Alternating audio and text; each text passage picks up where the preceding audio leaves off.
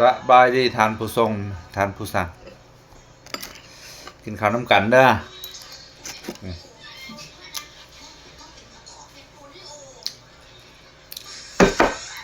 ไข่ผักกันประมาณนี้มื้อนี้มีแจ่วมื้อนี้แจ่วพันซีน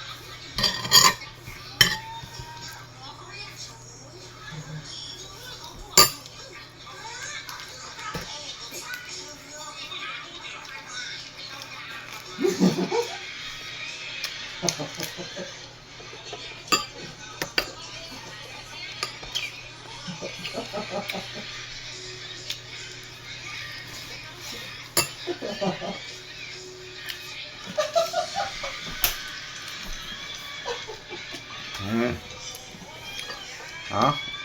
เห็นแล้วที่บัดนี้ไข่อันนี้นะขอกับไข่มือตื้อๆบ่เห็น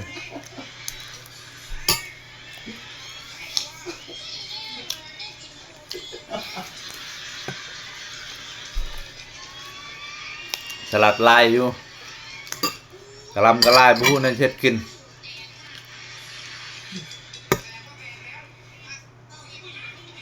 เดี๋ยวใส่พันกินยังไม่ได้เฮ็ดพันนี่แหละอยากเฮ็ดยำสลัดอยู่แต่ว่าบ่มีเครื่อง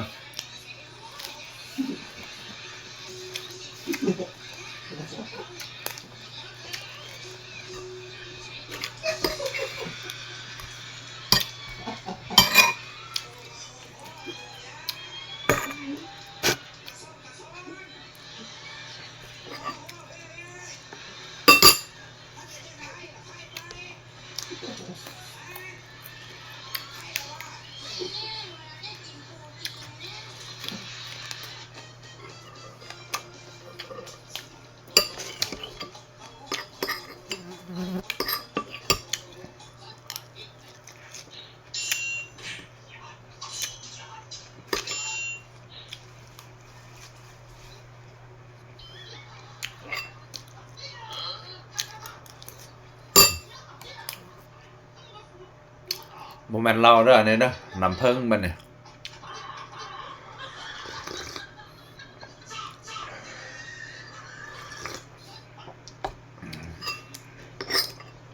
ตามโดยน้ำผึ้ง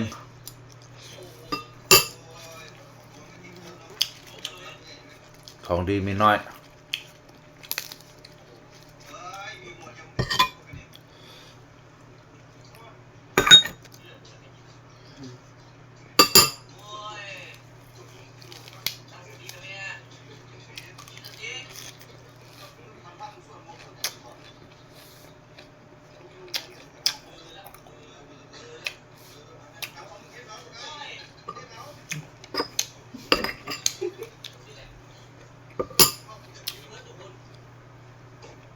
จังไรก็ฝากเป็นกำลังใจให้ด้วยเด้อ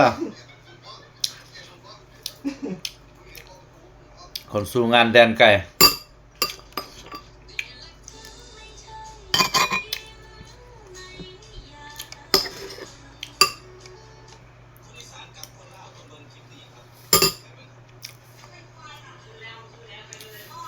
ฝากตามนะกดไลค์ให้แน่ก็ได้เอา